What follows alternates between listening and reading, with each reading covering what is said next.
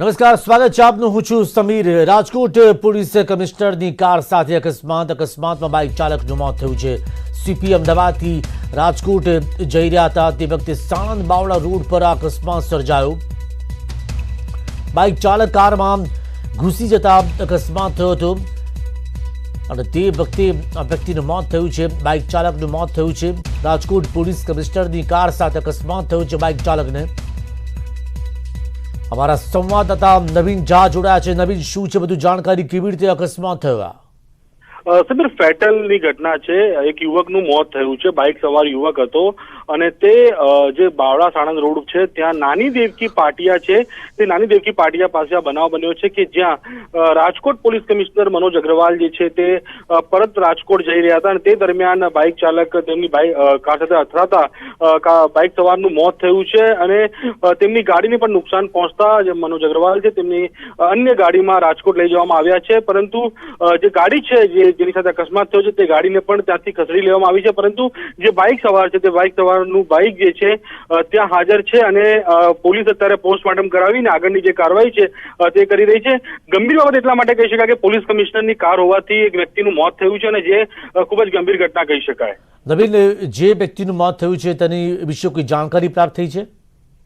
તે સ્થાનિક યુવક હોવાનું સામે આવી રહ્યું છે અને તેની લાશને અત્યારે પોસ્ટમોર્ટમ માટે લઈ જવામાં આવ્યું છે અને જે પોલીસ કમિશનર છે મનોજ અગ્રવાલ તે પરત રાજકોટ જવા રવાના થઈ ગયા છે. પરંતુ ઘટના જે છે તે બની અને ત્યારબાદ તેમને બીજી ગાડી બોલાવીને અને તેમને ત્યાંથી લઈ જવામાં આવ્યા છે અને અત્યારે પોલીસ જે છે અકસ્માતનો જે મોત છે તે દાખલ કરી આગળની જે કાર્યવાહી છે તે કરી રહી છે. આભાર નવીન, તમામ જાણકારી બદલ. તો પોલીસ કમિશનર રાજકોટના પોલીસ કમિશનર મનોજ અગ્રવાલ કે જેઓ અમદાવાદથી કાર મારફતે રાજકોટ જઈ રહ્યા હતા તે વખતે આ ફેટલ થયું છે. બાઇક સવાર જે કાર સાથે અથડાયો હતો અને તે વખતે તેનું ઘટના સ્થળ પર જ મોત થયું. દારૂની મહેફિલ પર વલસાડ પોલીસની રેડ. બર્થડે પાર્ટીમાં દારૂની મહેફિલ. 9 નબીરા ઝડપાયા છે, 9 ફરાર છે. ભિલાડ પોલીસે 18 વાહનો જપ્ત કર્યા. ઉમરગામ તાલુકાના કરજ ગામમાં ફાર્મ હાઉસની બાજુમાં ચાલી રહી હતી આ મહેફિલ અને પોલીસ કાર્યવાહી દરમિયાન બિયર અને વિદેશી દારૂના જથ્થો પણ ઝડપી પાડવામાં આવ્યો છે. પોલીસે વિદેશી દારૂ, મોબાઈલ, વાહનો મળીને અંદાજે કુલ 31.71 લાખ રૂપિયાનો મુદ્દામાલ જપ્ત કર્યો છે. ફાર્મ હાઉસની બાજુમાં ચાલતી હતી મહેફિલ અને તે દરમિયાન પોલીસે આ કાર્યવાહી કરતા દોડધામ મચી ગઈ હતી. વલસાડ પોલીસની રેડ પડી છે અને કરજ ગામ ફાર્મ હાઉસની બાજુમાં ચાલી રહી હતી આ મહેફિલ. તે વખતે પોલીસે રેડ પાડી છે. વલસાડ પોલીસે રેડ પાડી છે. બર્થડે પાર્ટીમાં દારૂની મહેફિલ ચાલતી હતી. 9 નબીરા ઝડપાયા છે, 9 વ્યક્તિ ફરાર. ભિલાડ પોલીસે કુલ 18 વાહનો જપ્ત કર્યા. ઉમરગામ તાલુકાના કરજ ગામમાં ફાર્મ હાઉસની બાજુમાં આ મહેફિલ ચાલતી હતી બર્થડે પાર્ટીની. તે વખતે કુલ 9 વ્યક્તિઓ ઝડપી પાડવામાં આવ્યા. અમારા સંવાદદાતા ભરત વાઢેર જોડાયા છે. ભરત, કોની બર્થડે પાર્ટી હતી? જે લોકોની અટકાયત કરવામાં આવી છે એ 9 વ્યક્તિઓ કોણ છે? કોઈ મોટા માથા? જી બિલકુલ સમીર, છે જે કરજ ગામ છે જ્યાં પોલીસની રેડ કરવામાં આવી છે. આ પોલીસની રેડ દરમિયાન 9 જે આરોપીઓ છે મહેફિલ માનતા રંગે ઝડપાઈ ગયા હતા. જ્યારે પોલીસને પહોંચતા જ અન્ય 9 આરોપીઓ ફરાર થઈ ગયા છે. ઘટના સ્થળથી પોલીસે 5 4 વ્હીલર અને 13 2 વ્હીલર ગાડી મળી કુલ 18 વાહનો પણ જપ્ત કર્યા છે. સાથે 31.5 લાખનો મુદ્દામાલ પણ જપ્ત કર્યો છે. સમીર, જો આરોપીઓની વાત કરવામાં આવે તો આ તમામ આરોપીઓ છે ત્યાં કરજ ગામ છે, આ ગામડું છે. ગામડાના જે આગેવાનો હોય છે, આગેવાનોના પુત્રો છે. એટલે એક નાના ગામમાં ફાર્મ હાઉસની બાજુમાં આ રીતના મહેફિલ જામી હતી ને એક મિત્રનો બર્થડે પાર્ટી હતી. એ વખતે જ બધા આ યુવકો સાથે મળી અને પાર્ટી કરી રહ્યા હતા. અત્યારે 9 આરોપીઓમાં મોટા ભાગના છે આહિર કોમ્યુનિટીના ત્યાં આગળથી ગામના જ લોકો ઝડપાયા છે. બાકીના 9 આરોપીઓ ફરાર થઈ ગયા છે. પોલીસે અત્યારે ઝડપાયેલા અને જે બાકીના ફરાર થઈ ગયા છે તે 9 આરોપીઓને વોન્ટેડ જાહેર કર્યા છે. નામ પોલીસે જન્મદિવસની દારૂની મહેફિલ પર રેડ કરતા સમગ્ર વિસ્તારમાં ચકચાર મચી ગઈ. સમીર, આભાર ભરતસિંહ તમામ જાણકારી આપવા બદલ. તો ભિલાડ પોલીસે કુલ 18 વાહનો જે જપ્ત કર્યા છે. ઉમરગામના કરજ ગામમાં છે આ ફાર્મ હાઉસ.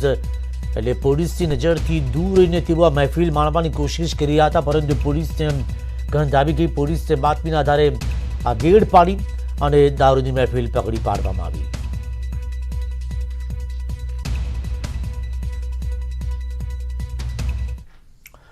લોકડાઉન અને કોરોના કાળના 5 મહિના વીત્યા બાદ પડોશી સંઘ પ્રદેશ દમણની બોર્ડર હવે ખુલી છે. જોકે દારૂની છૂટ ધરાવતા પ્રદેશ દમણની બોર્ડર ખુલતા જ બુટલેગરોને જાણે કે મોકળું મેદાન મળી ગયું અને દમણમાંથી બુટલેગરોએ દારૂની મોટા પાયે હેરાફેરી શરૂ કરી હોય તેવું લાગી રહ્યું છે.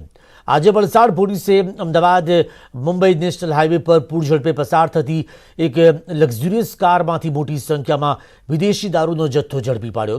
પોલીસની પ્રાથમિક તપાસમાં વિદેશી દારૂનો આ જથ્થો દમણથી સુરત તરફ લઈ જવામાં આવી રહ્યો હતો અને ત્યારે જ વલસાડ પોલીસને મળેલી બાતમીના આધારે પોલીસે વલસાડ નજીક હાઈવે પર વોચ ગોઠવી અને તે વખતે જ બાતમીવાળી કાર નીકળી અને પોલીસે તેનો પીછો કર્યો. જોકે કાર ચાલકને પોલીસ પીછો કરી રહી હોવાનું જાણ થતાં જ તેને પૂર ઝડપે કાર ભગાવી હતી. આનાથી વલસાડ પોલીસે હાઈવે પર ફિલ્મી ઢબે કારનો પીછો કર્યો, તેને રોકવામાં આવી અને ત્યારબાદ તપાસ કરી તો તેમાંથી 98,000થી વધુની કિંમતનો વિદેશી દારૂનો જથ્થો મળી આવ્યો. દારૂની હેરાફેરી કરતા કાર ચાલક એવા એક આરોપીની ધરપકડ કરી. તેની પૂછપરછ કરતા જ વિદેશી દારૂની મોંઘી બ્રાન્ડનો દારૂનો જથ્થો દમણથી સુરત તરફ તે લઈ જઈ રહ્યો હતો.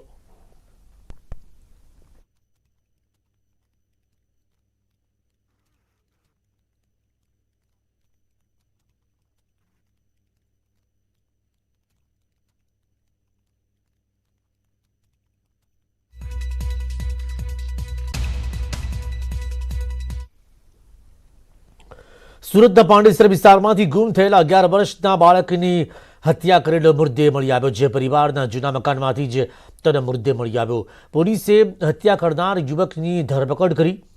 નવાઈની વાત એ છે કે બાળક માત્ર યુવકના મોબાઈલમાં ગેમ રમતો હોવાને લઈને યુવકે તેની હત્યા કરી નાખી.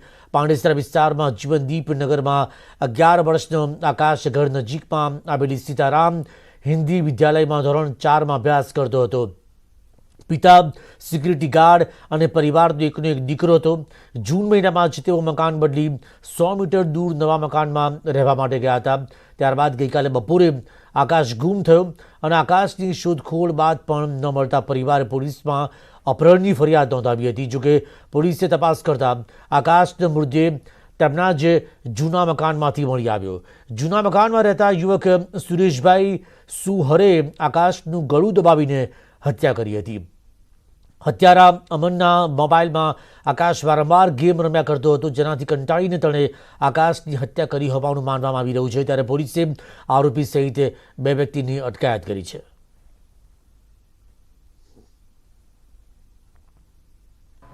મકાનમાં જે રહેતા હતા વ્યક્તિ, એમની આખરી પૂછપરછ કરતા એમને પોતે કબૂલી લીધેલું છે કે જે આરોપી છે એના મોબાઈલમાં ફ્રી ફાયર નામની એક ગેમ હતી. એ ગેમ રમવા માટે છોકરો વારંવાર ટ્રાય કરતો હતો, જેથી આ કામનો આરોપી એને ના પાડતો હતો કે તું મારા મોબાઈલમાં આ પ્રમાણે ગેમ રમીશ નહીં. એમાં ઉશ્કેરાટમાં આવી અને છોકરાનું ગળું દબાવી અને હત્યા કરેલ છે. વાત કરીશું અમદાવાદની કે જ્યાં નકલી આરટીઓનું રસીદ બનાવવાનું કૌભાંડ ઝડપી પાડવામાં આવ્યું છે. બાપુનગર પોલીસે આ કૌભાંડ ઝડપ્યું. કોમ્પ્યુટર, પ્રિન્ટર, મશીન, આરટીઓના સિક્કા મળી આવ્યા. પોલીસે પકડેલા વાહનો ઓછો દંડ ભરવો પડશે તેમ કહીને ડુપ્લિકેટ રસીદ આપતો હતો. RTO agent Gulzar Ansari duplicate રસીદ પોતાના ઘરે જ બનાવતો હતો. પોલીસે ગુજરાત હાઉસિંગ બોર્ડ સુંદરમનગરમાં એજન્ટના ઘરે રેડ પાડી અને કોમ્પ્યુટર, પ્રિન્ટર, મશીન, અશોક સ્તંભવાળો સિક્કો, આરટીઓના સિક્કા મળી આવ્યા. પોલીસે પકડેલા વાહનોનો ઓછો દંડ ભરવો પડશે તેમ કહીને તે ડુપ્લિકેટ રસીદ આપતો હતો.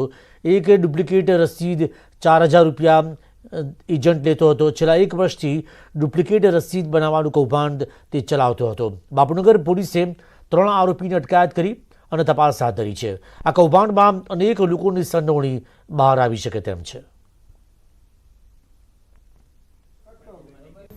નફીસ કરીને જો માણસ છે, જૂનો માણસ છે આરટીઓના, તો એના અમુક માણસ જો એના આરટીઓમાં આવે છે અને કહે છે મારા બહુ મોટા મારા ઉપર દંડ થઈ ગયા છે તો અમારે લીએ કોઈ રસ્તા તમે કાઢો, તો એ માણસને ખબર પડી કે એવી રીતેની જો હું એવી રીતેની રિસીટ એને આપું તો એને ખબર નહીં પડે. તો એવી રીતે એના ખ્યાલ ચાલુ થયા. એના પછી એને બંનેને ગેંગ બનાવીને આપણા થોડા ઇન્ફ્રાસ્ટ્રક્ચર ડેવલપ કરીને સારી રીતે એવી રીતે કામ કરી રહ્યા છે. સૌરાષ્ટ્રના સૌથી મોટા કોલ સેન્ટરનો પર્દાફાશ થયો છે. રાજકોટમાંથી વિદેશી નાગરિકોને ધમકી આપી છેતરપિંડી કરતા આરોપીઓ ઝડપાઈ ગયા છે. અમેરિકન નાગરિકોના ડેટા મેળવીને તેમજ વોઇસમેલ બ્લાસ્ટ કરીને આરોપીઓ છેતરપિંડી કરતા હતા.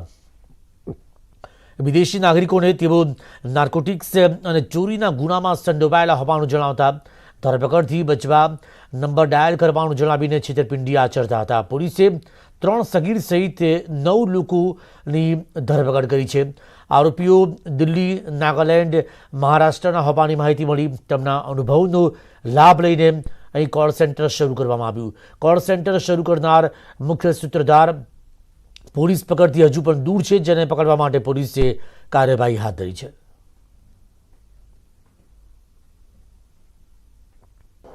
ઇન્ડિયન બીમના જે સોફ્ટવેર છે એ લોકો એ યુઝ કરતા હતા, જેની અંદર એ લોકો એક દબાવે તો સામેથી કોલ આવતા હતા. એ કોલના આધારે એ લોકો પછી એમને ધમકાવીને એમની પાસેથી વોચરના સ્વરૂપે ડોલર્સ પડાવતા હતા, જે ડોલર્સનું અમાઉન્ટ એટલીસ્ટ $500 થી $1000 હોય છે. તો એ પ્રમાણે એ લોકો ટ્રાન્ઝેક્શન કરીને છેતરપિંડી કરતા હતા. ભાવનગર શહેર અને જિલ્લામાં વરસાદ શરૂ થયો છે. ધીમી ધારે વરસાદ શરૂ થયો છે. શિહોરમાં પણ ધીમી ધારે વરસાદ. તાણા, બેકડી, બોડી અને થાળામાં વરસાદ છે.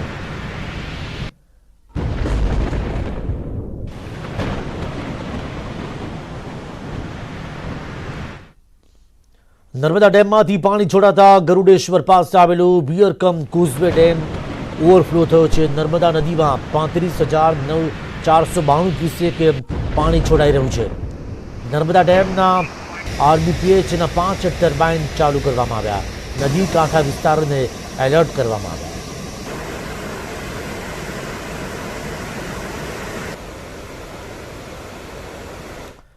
આ તરફ સુરેન્દ્રનગર જિલ્લા પંચાયત કોઝવે પુલ પર બાઇક સવાર યુવક ફસાયો હોવાનો વિડીયો વાયરલ થયો છે. કોઝવે પર નદીનો પ્રવાહ વહી રહ્યો છે, છતાં પણ લોકો જોખમ ખેડી રહ્યા છે.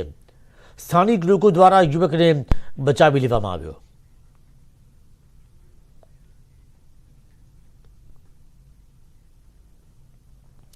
તો રાજકોટના ભાયાબદરના ગઢાળા નજીક આવેલી મોજ નદી ગાંડીતુર બની છે. ભાયાબદર પંથકમાં ભારે વરસાદ બાદ ઉપરવાસમાંથી પાણી નદીમાં આવ્યા. ડેમ ઓવરફ્લો થતાં જ ડેમના પાણી મોજ નદીમાં છોડવામાં આવ્યા. મોજ નદીનો કોઝવે છેલ્લા 21 દિવસથી પાણીમાં ગરકાવ છે, જેના કારણે લોકોને અવરજવર કરવામાં ભારે મુશ્કેલીનો સામનો કરવો પડી રહ્યો છે. લોકો જીવના જોખમે કોઝવે પરથી અવરજવર કરી રહ્યા છે. સ્થાનિકોએ પણ આ મામલે તંત્રને રજૂઆત કરી, પરંતુ હજુ સુધી કોઈ ઉકેલ નથી આવ્યો.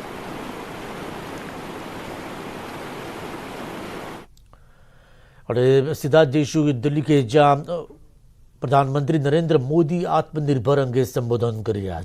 मैं बहुत बहुत बधाई देता हूं. आज यहां हो रहे इस मंथन से जो परिणाम मिलेंगे उनसे रक्षा उत्पादन के क्षेत्र में आत्मनिर्भरता के हमारे प्रयासों को अवश्य बल मिलेगा, गति मिलेगी. और आप सबने जो सुझाव दिए हैं, आज आपने एक सामूहिक मंथन किया है, वो अपने आप में आने वाले दिनों के लिए बहुत उपकारक होगा.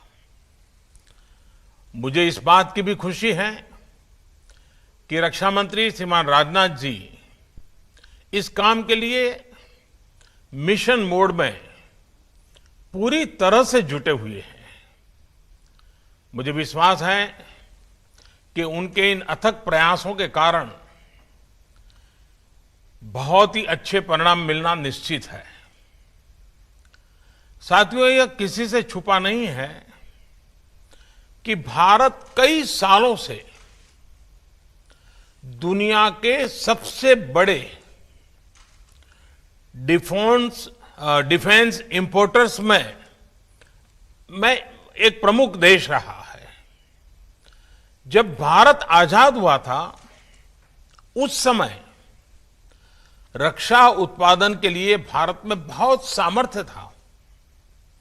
उस समय भारत में 100 साल से अधिक समय से स्थापित रक्षा उत्पादन का इकोसिस्टम था. और भारत जैसा सामर्थ्य और पोटेंशियल बहुत कम देशों के पास था। लेकिन भारत का दुर्भाग्य रहा कि दशकों तक इस विषय पर उतना ध्यान नहीं दिया गया जितना देना चाहिए था। एक प्रकार से ये रूटीन एक्सरसाइज बन गया, कोई गंभीर प्रयास नहीं किए गए और हमारे बाद में शुरुआत करने वाले अनेक देश भी पिछले 50 साल में हमसे बहुत आगे निकल गए। लेकिन अब स्थिति बदल रही है। पिछले कुछ वर्षों में आपने अनुभव किया होगा कि हमारा प्रयास इस सेक्टर से जुड़ी सभी बेड़ियां तोड़ने का एक निरंतर प्रयास है। हमारा उद्देश्य है कि भारतीय में मैन्युफैक्चरिंग बढ़े, नई टेक्नोलॉजीज का भारत में ही विकास हो और प्राइवेट सेक्टर का इस विशेष क्षेत्र में अधिकतम विस्तार हो। और इसके लिए लाइसेंसिंग प्रक्रिया में सुधार,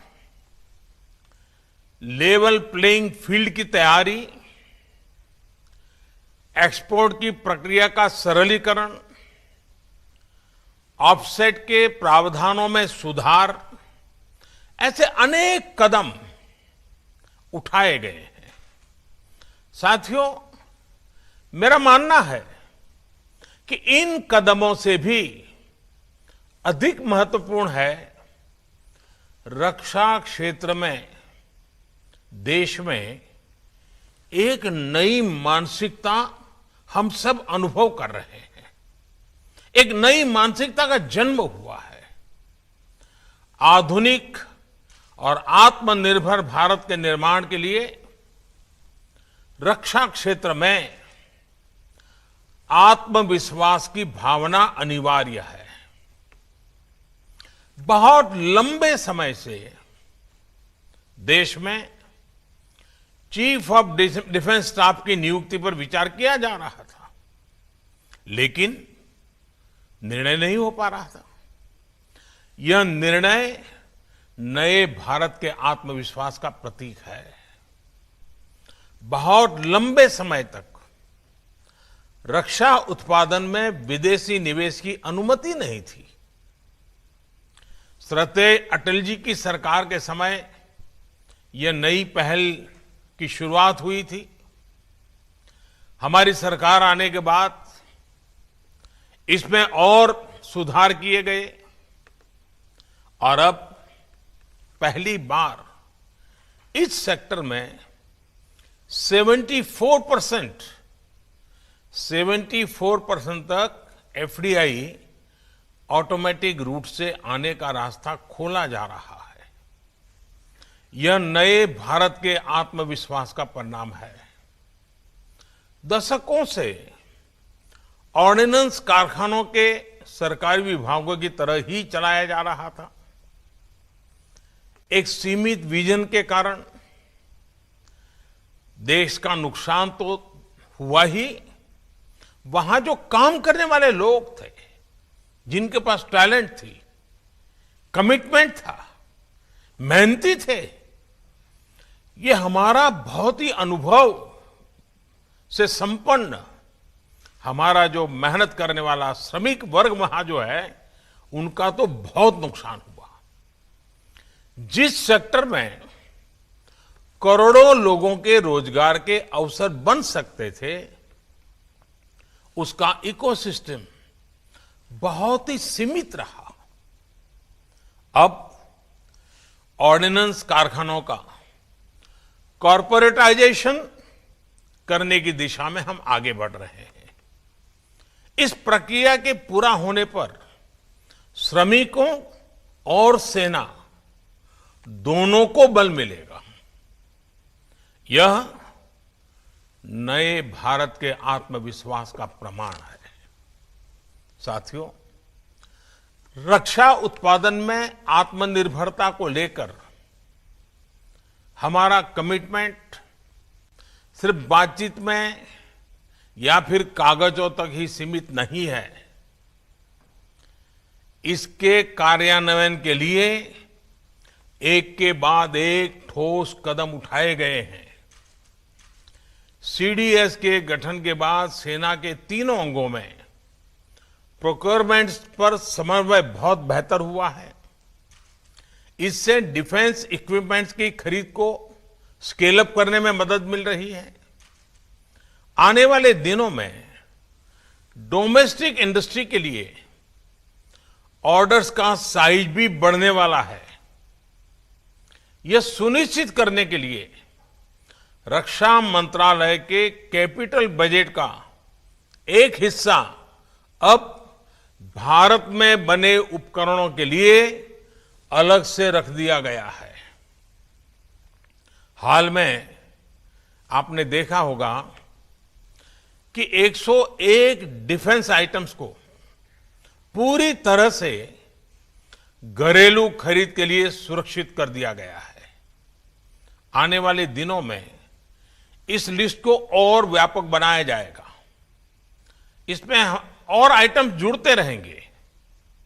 इस लिस्ट का उद्देश्य आयात को रोकना मात्र नहीं है, बल्कि भारत में उद्योगों को प्रोत्साहित करने के लिए यह कदम उठाया गया है।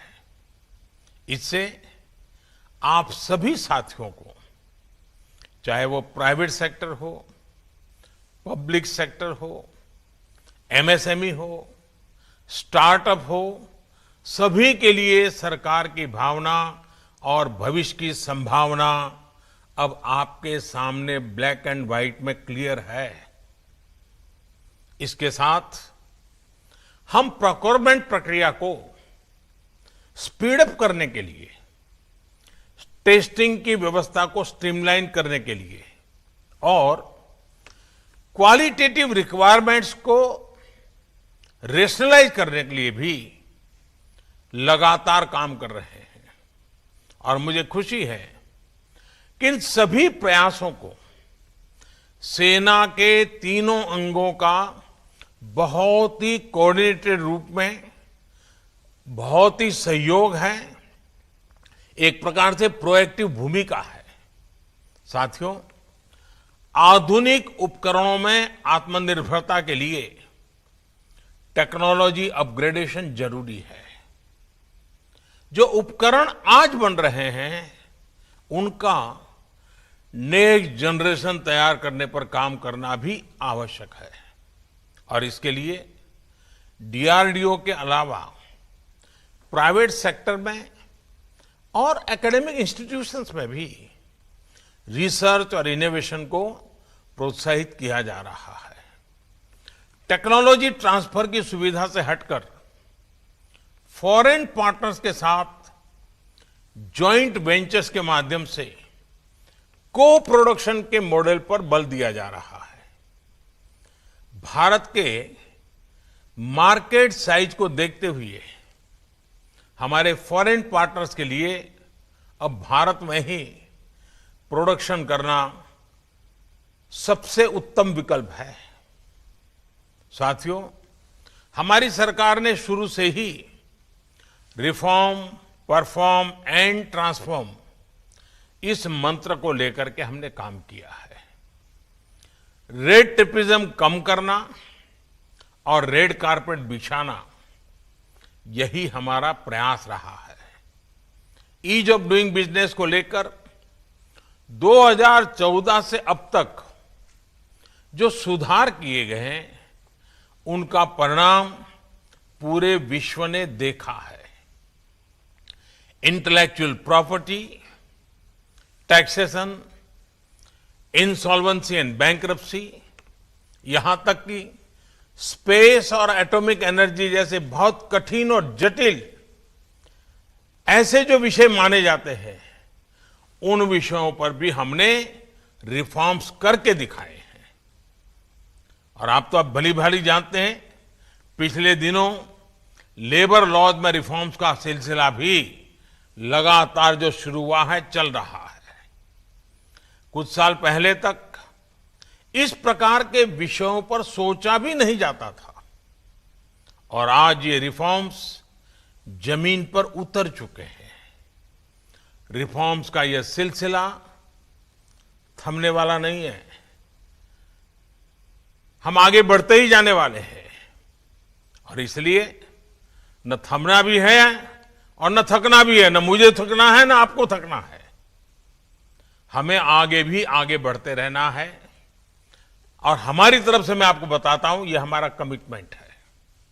साथियों, जहां तक इंफ्रास्ट्रक्चर की बात है, जो डिफेंस कॉरिडोर पर तेजी से काम चल रहा है, उत्तर प्रदेश और तमिलनाडु सरकारों के साथ मिलकर state of the art infrastructure तैयार किया जा रहा है। इसके लिए आने वाले 5 सालों में 20,000 करोड़ रुपए के निवेश का लक्ष्य रखा गया है। एमएसएमई और स्टार्टअप से जुड़े एंटरप्राइज लीडर्स को प्रोत्साहित करने के लिए आईडेक्स की जो पहल की गई थी, उसके भी अच्छे परिणाम मिल रहे हैं। इस प्लेटफॉर्म के माध्यम से 50 से अधिक स्टार्टअप्स ने सैन्य उपयोग के लिए टेक्नोलॉजी और प्रोडक्ट्स को विकसित किया है। साथियों, मैं एक और बात आपके सामने खुले मन से रखना चाहता हूं। आत्मनिर्भर भारत। तो बुलेटिन में અત્યારે બસ આટલું જ। નમસ્કાર।